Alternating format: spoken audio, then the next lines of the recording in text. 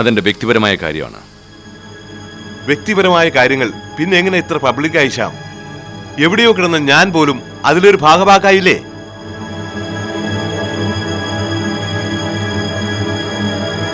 Sir,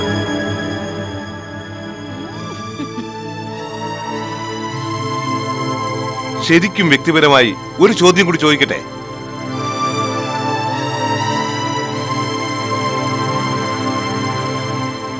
കുഞ്ഞിന്റെ അച്ഛൻ നിങ്ങളാണെന്ന് പറയുന്നുണ്ടല്ലോ, അപ്പൊ അമ്മ ആരാണ്? ഈ നിൽക്കുന്ന നിങ്ങളുടെ ഭാര്യ ഗംഗയാണോ?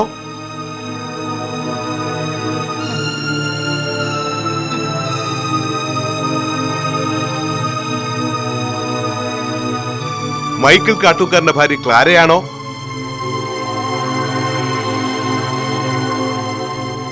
അതോ മനോരോഗിയായ രേണുകയോ?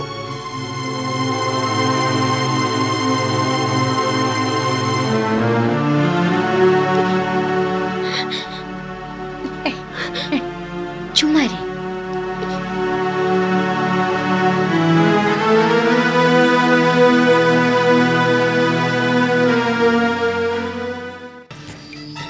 ഈ കേസിന്റെ അന്വേഷണ ചുമതല CI ഷാനവാസനാണെന്നിരിക്കെ മിസ്റ്റർ ഷാജഹാൻ എന്തിന് ശ്യാമിനെ ചോദിക്കാൻ ആ വീട്ടിൽ പോയി?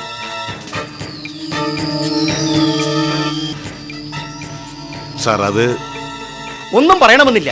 വിദ്യാർത്ഥി പ്രശ്നവും അസോസിയേഷനിലെ പടലപ്പിണക്കവും കൊണ്ട് ആകെ നാണം കിട്ടിരിക്കുക. അതിന്റെ ഇടയിൽ സാർ, ഞാൻ അന്വേഷണത്തിന്റെ പൂർണ്ണ ഉത്തരവാദിത്വം CI ഷാനവാസനാണ്. മറ്റാരെങ്കിലും സഹായത്തിന് വേണമെങ്കിൽ ആവശ്യപ്പെടാം. No sir. അപ്പോ പറഞ്ഞത് കേട്ടല്ലോ, മേലിൽ ഇത് ആവർത്തിക്കരുത്. Yes sir.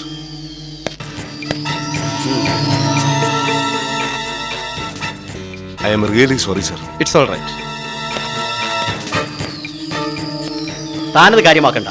ഇനി അതുണ്ടാവുന്ന ഞാൻ ശ്രദ്ധിച്ചോളാം. ശരി സർ.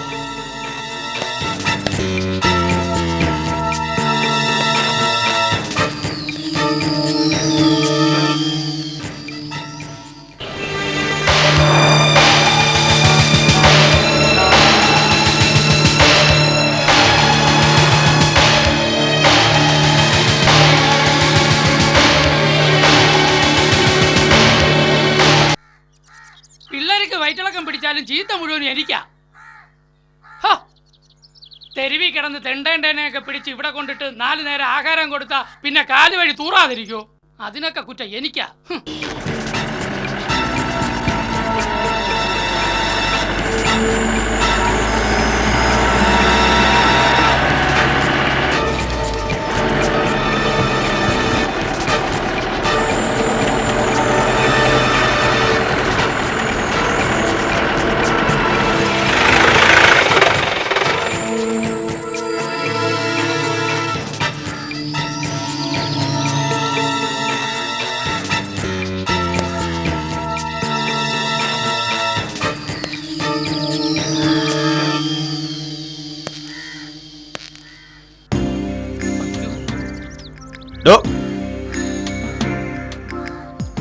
ഇങ്ങോട്ട് വേണോ?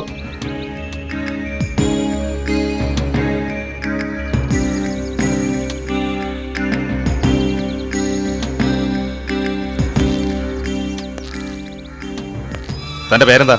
ഫിലിപ്പോസ് എന്നാ. ഫിലിപ്പോസ് നായോ? അല്ല, ഫിലിപ്പോസ്. തനിക്കിവിടെ എന്താ പണി? എല്ലാ പണിയും ഉണ്ട് സാറേ. സുവിശേഷം മുതൽ കക്കൂസ് കഴിവല് വരെ. ദേ കണ്ടില്ലേ? ഇവിടുന്ന് ഒരു കുട്ടിയെ കാണാതല്ലേ? ഇവിടുന്നല്ല സാറേ, അങ്ങ് തരകസാറിന്റെ വീട്ടിൽ നിന്നാ. വല്ല വിവരവും കിട്ടിയോ സാറേ? തരകസാറിനെ തനിക്കെങ്ങനെ അറിയാം? അയ്യോ, ഞാൻ അവിടുത്തെ ഒരു അംഗം പോലെ അല്ലേ. പണ്ട് തരകസാറിന്റെ ഗുമസ്തപ്പണിയായിരുന്നു. പിന്നീടാ ഇങ്ങോട്ട് മാറിയത്. ഇപ്പോഴും താൻ അവിടെ പോകാറുണ്ടോ? മുമ്പൊക്കെ മിക്കവാറും അവിടെ പോകുമായിരുന്നു. ക്ലാരക്കുഞ്ഞുമായി ഇടയ്ക്കൊന്ന് തെറ്റിയതിനു ശേഷം ഇപ്പൊ വല്ലപ്പോഴോ പോവാറുള്ളൂ. എന്തിനാ ക്ലാരയുമായി തെറ്റിയത്? അത് പിന്നെ അതിന്റെ ഒരു വല്ലാത്ത സ്വഭാവമാണ് സാറേ. തരകസാറിനെ മോളി ചേച്ചിയും പോലെ അല്ല. ആ കൊച്ചു ഒരു വല്ലാത്ത വിളഞ്ഞ വിത്താ സാറേ. ഓഹോ, അപ്പൊ താനായിരുന്നു അതിന്റെ പിന്നിലല്ലേ? ഏതിന്റെ പിന്നില്? ക്ലാരയോടുള്ള വൈരാഗ്യം തീർക്കാൻ ആ കൊച്ചിനെ തട്ടിയെടുത്ത് താനല്ലടോ? അയ്യോ എന്റെ പുണ്യാളച്ചാ, സാർ എന്താ ഈ പറയുന്നത് സാറേ? ഞാനോ? എനിക്ക് എന്തിനാ ആ കൊച്ചിനെ കണ്ടിട്ട് പോലും മാസങ്ങളായി. ദൈവദോഷം പറയല്ലേ സാർ? അയ്യോ, മദർ മാർഗരറ്റ് എവിടെ? ഉണ്ട്. വിളിക്കണോ സാറേ? വേണ്ട, ഞാൻ പോയി കണ്ടോളാം. ആ പിന്നെ ഞാൻ തിരിച്ചു വരുന്നവരെ ഇവിടുന്ന് എങ്ങോട്ടും മുങ്ങിക്കളയരുത്. തീർന്നിട്ടില്ല കേട്ടല്ലോ. ഉം? ഉം. കർത്താവേ, കടുവേരെ മുമ്പിൽ തന്നെ ഈ പാപം കുഞ്ഞാണ്ടെ പിടിച്ചിട്ട് കൊടുത്തല്ലോ. എന്നോട് ഈ ചതി വേണ്ടായിരുന്നു. ഇവിടെ നിന്ന് 2 ദിവസം കഴിയുന്നതാണ് നല്ലത്. നമസ്കാരം മദർ. നമസ്കാരം. ഞാൻ CA ഷാനവാസ്. സ്നേഹ മിസ്സിംഗ് കേസ് അന്വേഷണവുമായി ബന്ധപ്പെട്ട് വന്നതാ. മദറിന് ബുദ്ധിമുട്ടായില്ലല്ലോ? ഞാൻ പ്രതീക്ഷിച്ചിരിക്കുകയായിരുന്നു. വരുമെന്ന് CI രാജ്മോഹൻ സൂചിപ്പിച്ചിരുന്നു. ആ, സാർ ഇരിക്കണം. താങ്ക്സ്.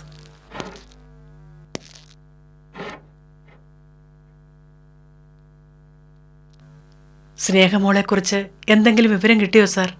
വളരെ വ്യാപകമായി തന്നെ അന്വേഷണം നടക്കുന്നുണ്ട്. എനിക്ക് മദറിൽ നിന്ന് ചില വിവരങ്ങൾ അറിയാനുണ്ടായിരുന്നു. ചോദിച്ചോളൂ. ഈ കേസിൽ മദറിന് ആരെങ്കിലും സംശയമുണ്ടോ? വെറുതെ ആരെയും അങ്ങനെ സംശയിക്കുന്നത് ശരിയല്ലല്ലോ സാർ. ആ, അഡ്വക്കേറ്റ് ശ്യാമപ്രസാദിനെ കുറിച്ച് എന്താണ് അഭിപ്രായം? സ്നേഹ അയാളുടെ കുഞ്ഞാണെന്ന് പറയുന്നുണ്ടല്ലോ. അങ്ങനെയാകാനാണ് സാധ്യത. എങ്കിലും രേണുക പ്രസവിച്ച കുഞ്ഞ് എന്ന് പറയാനേ തൽക്കാലം എനിക്ക് നിർവാഹമുള്ളൂ. ആഹാ. ആ കുഞ്ഞ് ആരുടെ കൂടെ വളരാനാണ് മദറിന്റെ ആഗ്രഹം? ഐ മീൻ, ക്ലാരയുടെയോ ശ്യാമിന്റെയോ അതോ രേണുകയുടെ കൂടെ? ഈ ചോദ്യം എന്നോട് ചോദിക്കുന്നതിൽ എന്തർത്ഥമാണ് സാർ? ഇതൊക്കെ ആഗ്രഹിക്കേണ്ടതും തീരുമാനിക്കേണ്ടതൊന്നും ഞാനല്ലല്ലോ. എനിക്ക് എന്തവകാശമാണുള്ളത്? അങ്ങനെ പറഞ്ഞൊഴിയാൻ മദറിന് കഴിയൂ? ലീഗലായിട്ട് ഇപ്പോഴും സ്നേഹ മേരിമാത ഓർഫണേജിലെ അന്തേവാസിയല്ലേ? ആ നിലയ്ക്ക് ആ കുട്ടിയുടെ മേലുള്ള അവകാശം ഇപ്പോഴും മദറിനല്ലേ? അഡോപ്ഷൻ നടന്നതായി രേഖകളും ഇല്ലല്ലോ.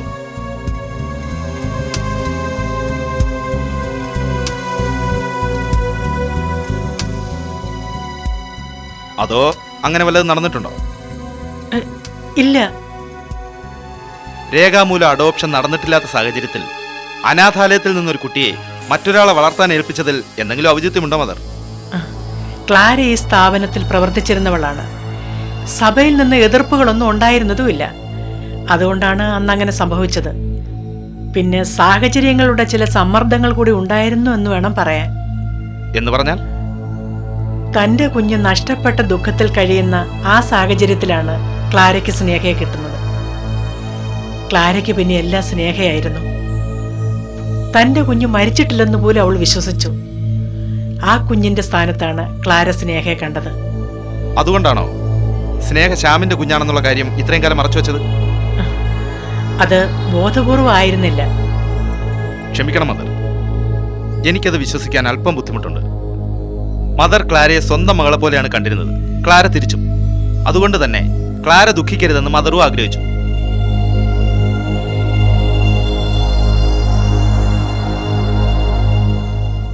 ആ കുഞ്ഞ് നഷ്ടപ്പെട്ടാൽ ക്ലാരയ്ക്കത് താങ്ങാനാവില്ലെന്ന് അറിയാമായിരുന്ന മദർ ക്ലാരയുടെ ഒത്താശയോടെ ആ കുഞ്ഞിനെ എങ്ങോട്ടോ മാറ്റിയതാണെന്ന് ഞാൻ ആരോപിച്ചാൽ മദറിന് അത് നിഷേധിക്കാൻ കഴിയുമോ? സാർ, സോറി മദർ, ഞാനൊരു സംശയം പറഞ്ഞതാണ്. ഭൗതിക ജീവിതം ഉപേക്ഷിച്ച് ആത്മീയതയുടെ തിരുവസ്ത്രം സ്വീകരിച്ച മദറിനെ പോലുള്ള ഒരു കന്യാസ്ത്രീക്ക് ഒരിക്കലും ഇതിനൊന്നും കൂട്ടുനിൽക്കാനാവില്ലെന്നറിയാം. എങ്കിലും മദർ മുമ്പ് സൂചിപ്പിച്ചതുപോലെ സാഹചര്യങ്ങളുടെ സമ്മർദ്ദം കൊണ്ടെങ്ങാനും അങ്ങനെ വേണ്ടി വന്നിട്ടുണ്ടെങ്കിലോ? ദൈവദോഷം പറയരുത് സാർ. കർത്താവിനെ മറന്ന് എനിക്ക് ഒരിക്കലും അങ്ങനെ ചിന്തിക്കാൻ കൂടി കഴിയില്ല. പക്ഷേ ക്ലാര അങ്ങനെ ചിന്തിച്ചിട്ടുണ്ടെങ്കിലോ? യെസ്, ക്ലാരയ്ക്ക് അങ്ങനെ ചിന്തിക്കാതിരിക്കാൻ കഴിയില്ലല്ലോ. മദറിന് അവളെ അനുകൂലിക്കാതിരിക്കാനും. എന്നാ ഞാൻ ഇറങ്ങട്ടെ, കാണാം. ശരി.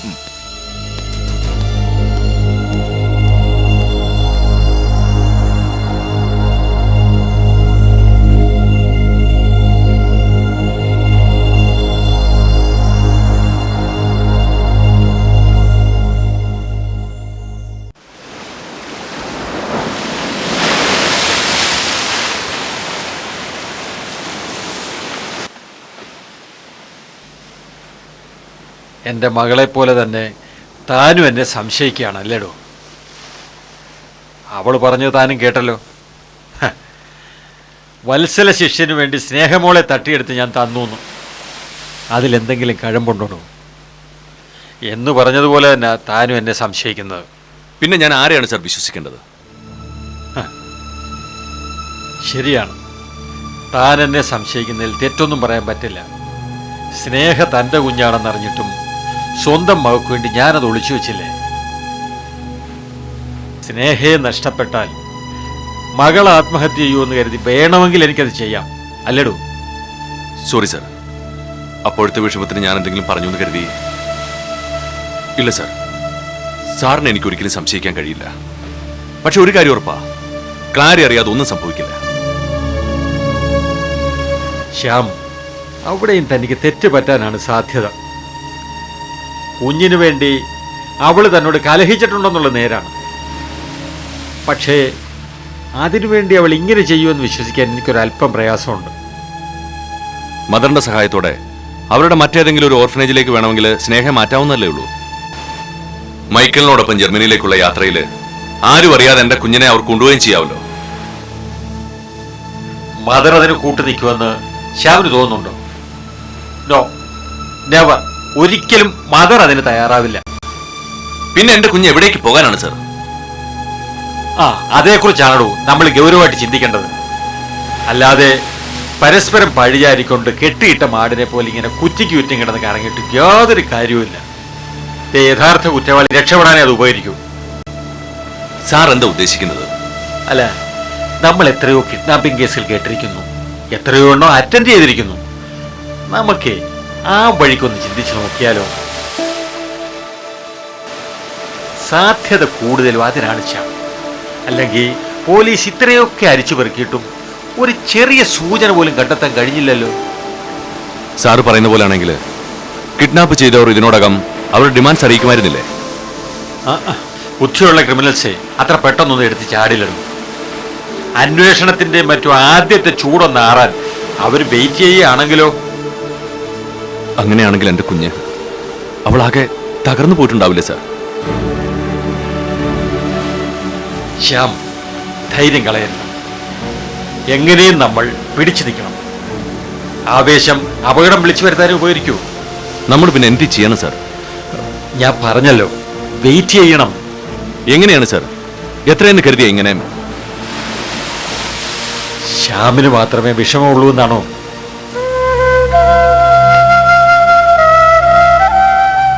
ഈ തോളിൽ കിടത്തി ഞാനും കുറെ ചൂട് പകർന്നു കൊടുത്തല്ലേടോ.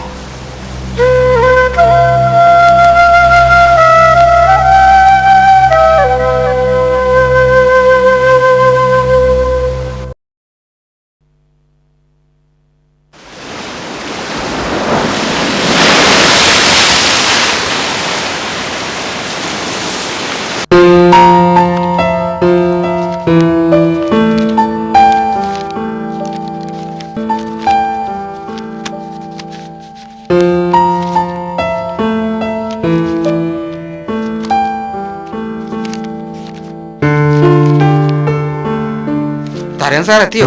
അയ്യോ,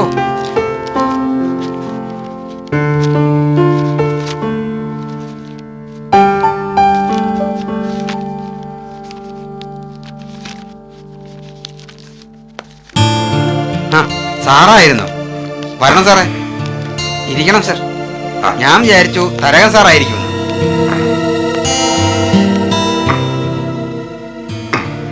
അങ്കിള്, സാർ ഉടനെ എത്തും. വീട്ടിലേക്ക് വിളിച്ചു ചോദിക്കണോ? വേണ്ട, വരുമ്പോ വരട്ടെ. ഞാനിവിടെ വെയിറ്റ് ചെയ്തോളാം. സാറിന് കുടിക്കാൻ എന്താ വേണ്ടേ? ഒന്നും വേണ്ട. കുറച്ച് ദിവസമായി തരകൻ സാർ ഇങ്ങനെ ലേറ്റായിട്ടാ ഓഫീസിലെത്തുന്നേ. സാറെന്നാ ജർമ്മനിക്ക് തുടങ്ങുന്നേ? ഒന്നും തീരുമാനിച്ചിട്ടില്ല, ഉടനെ മടങ്ങണം. ക്ലാരക്കുഞ്ഞും കൂടെ ഉണ്ടാവും. സാറേ, ഉള്ളത് തുറന്ന് പറയാമല്ലോ. ക്ലാരക്കുഞ്ഞിന് ഇത്തിരി പിടിവാശ കൂടുതലാ. അതുമൂലം എത്ര പേരാ ഇങ്ങനെ തീ തിന്നുന്നത്. ആ കാണാതായ കുഞ്ഞിനെ കുറിച്ച് വല്ല വിവരവും കിട്ടിയോ സാറേ? നാട്ടുകാർ പറയുന്നത് എന്താണെന്ന് അറിയോ? നമ്മുടെ തരകൻ സാറും ശ്യാം സാറും ചേർന്ന് സ്നേഹമോളെ ഒളിപ്പിച്ചു വെച്ചിരിക്കുകയെന്നാ. നേരാണോ സാറേ? എനിക്കറിയില്ല രാമകൃഷ്ണ. സാറ് വന്നു. സാറേ, ഞാനീ പറഞ്ഞോന്ന് തരകൻ സാറിനോട് പറയല്ലേ സാറേ? എന്റെ പണി പോകും.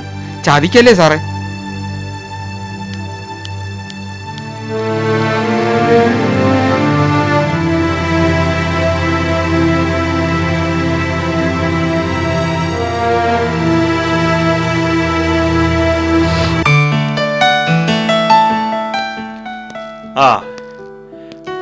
മൈക്കിളായിരുന്നു. ഞാൻ വീട്ടിലേക്ക് വരാമെന്ന് വിചാരിച്ചതാ, പക്ഷേ അങ്ങോട്ട് വരാതിരുന്നത് ഏതായാലും നന്നായി. ക്ലാര പുറത്തേക്കെങ്ങും ഇറങ്ങുന്നില്ല, മുറി അടച്ചിരിപ്പായി ഏതു നേരവും. ആ രാമകൃഷ്ണ, താനേ വേഗം കോടതിയിലൊട്ടിയല്ലേ, ഞാൻ ഇന്ന് വരുന്നില്ല. ഇന്നത്തെ കേസുകളെല്ലാം അവധിക്ക് വെപ്പിച്ചേക്ക്. ശരി സാർ. ആ പിന്നെ ആരെങ്കിലും ചോദിച്ചാ ഞാൻ ഇന്ന് വന്നില്ലെന്ന് പറഞ്ഞാൽ മതി. ശരി.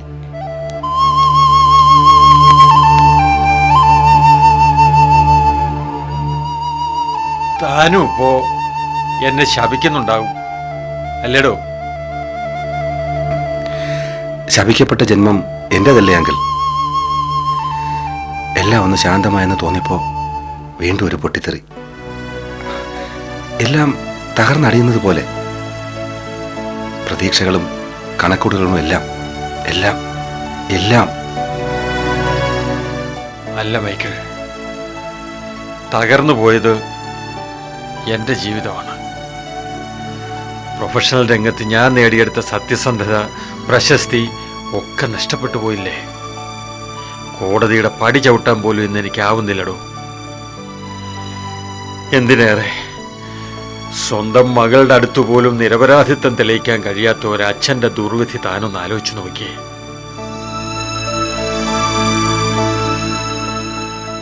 അങ്കിള് വിഷമിക്കരുത്. ക്ലാരയുടെ സ്ഥാനത്ത് വേറെ ഏത് പെൺകുട്ടിയാണെങ്കിലും ഇങ്ങനെയൊക്കെ പ്രതികരിക്കൂ. കാരണം അവൾ അത്രയ്ക്ക് സ്നേഹമോളെ ഇഷ്ടപ്പെടുന്നു. ഒരു നിമിഷം പോലും സ്നേഹമോളെ പിരിഞ്ഞിരിക്കാൻ ക്ലാരയ്ക്കാവുന്നില്ല. പിരിയണം, പിരിഞ്ഞേ പറ്റൂ. സ്നേഹമോൾ ശ്യാമിൻ്റെയും രേണുകയുടെയും മകളാണെന്നറിഞ്ഞ നിമിഷം മുതൽ ഞാൻ ക്ലാരയെ കാര്യങ്ങൾ പറഞ്ഞ് ബോധ്യപ്പെടുത്താൻ തുടങ്ങിയതാണ്. പക്ഷേ അവൾ അത് മനസ്സിലാക്കാൻ ശ്രമിച്ചില്ല. അതിന്റെ പരിണിത ഫലങ്ങളാണിതെല്ലാം. അങ്കിളിന്റെ ഈ ഒരു മനോഭാവം എനിക്ക് മനസ്സിലാവാത്തത്. സ്വന്തം മകളെക്കാളും അങ്കിളിന് താല്പര്യം ശിഷ്യനോടാ. മൈക്കിളിന്റെ ആ ധാരണ തെറ്റാണ്. ശ്യാമിന്റെ മകളാണ് സ്നേഹ എന്ന സത്യം ഞാൻ മനഃപൂർവ്വം ഒളിച്ചു വെച്ചതാണ്. ഒടുവിൽ ശ്യാം ആ സത്യം തിരിച്ചറിഞ്ഞപ്പോഴാണ് ക്ലാരയെ ഞാനായിട്ട് എതിർക്കാൻ തുടങ്ങിയത്. പിന്നീട് അവളുടെ ന്യായീകരണങ്ങൾക്കൊന്നും ഒരർത്ഥവും ഇല്ലടൂ. എങ്കിൽ ശ്യാമിന്റെ ന്യായീകരണങ്ങൾക്ക് ഒരു അർത്ഥവുമില്ലെങ്കിൽ, കാരണം ഗർഭിണിയായ രേണുക ശ്യാം ചതിക്കില്ലായിരുന്നോ, വഞ്ചിക്കില്ലായിരുന്നോ? എന്തിനേറെ കൊല്ലാൻ പോലും ശ്രമിച്ചില്ല അയാള്. ഇനി രേണുക സുഖം പ്രാപിച്ച് വന്നുവന്നിരിക്കട്ടെ, ശ്യാമിനെ അംഗീകരിക്കാൻ രേണുക തയ്യാറാവുമോ? ഇല്ലായിരിക്കാം. പക്ഷേ ഈ ഒരു അവസ്ഥയിൽ കുട്ടിയുടെ സംരക്ഷണാവകാശം ശ്യാമിന് മാത്രമായിരിക്കും. കോടതി വിധിയും അത് തന്നെ ആയിരിക്കും. കോടതി ഇനി എന്തൊക്കെ വിധിച്ചാലും ശരി, സ്നേഹമോൾ ഒരു നിമിഷം പോലും ക്ലാരയെ പിരിഞ്ഞ് ജീവിക്കില്ല. എനിക്കത് ഉറപ്പാ. ഒരു കോടതിക്കും അവരെ വേർപെടുത്താനാവില്ലെങ്കിൽ.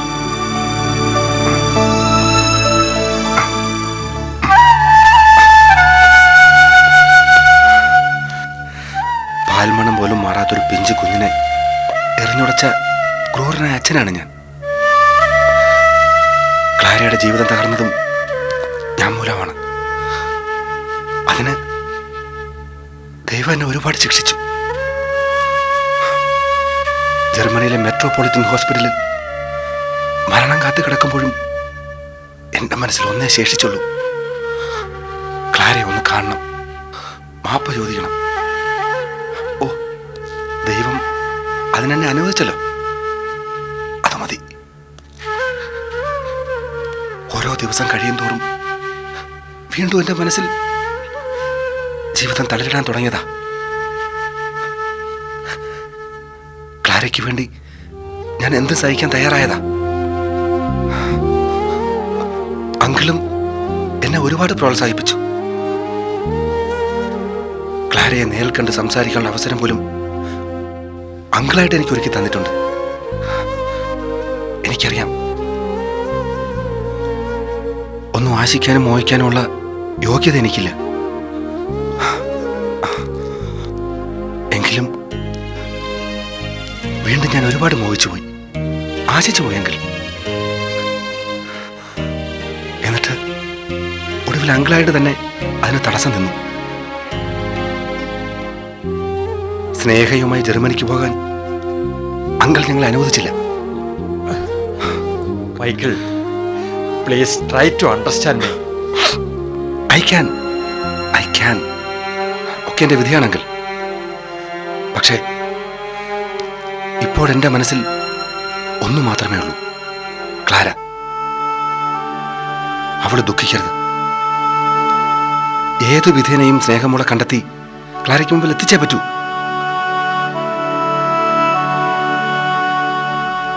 കുറച്ച് ദിവസത്തെ അടുപ്പേ ഉള്ളൂ എങ്കിൽ പോലും സ്നേഹമോളുമായിട്ടുള്ള വല്ലാത്തൊരു ആത്മബന്ധം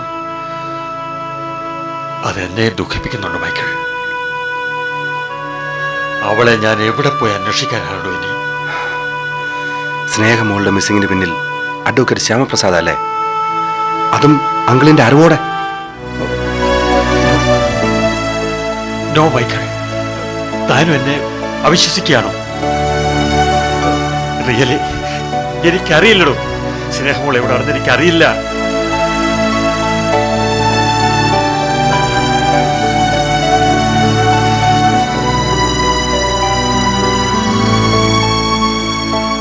കർത്താവേ, ഞാൻ എന്തൊക്കെയാ കേൾക്കുന്നത്?